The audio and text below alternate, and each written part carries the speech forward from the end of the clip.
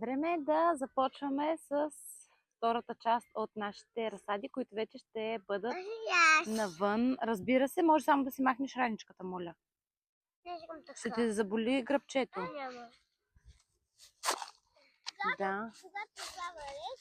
Добре. Аз съм си го направила. Добре.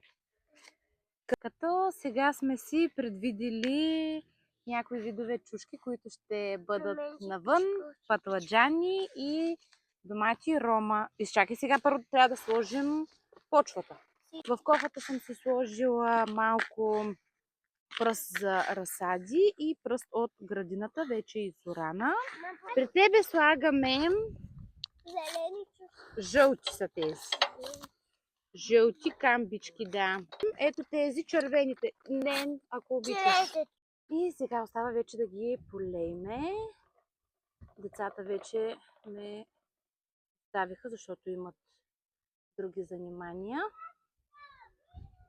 Айде сега ще ги прибереме тези саксийки вътре на топло и ще очакваме тяхното развитие. Ето така.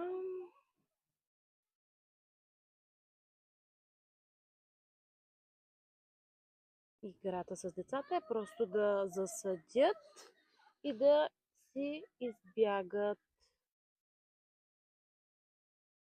Всичките другите неща ги оправяме ние.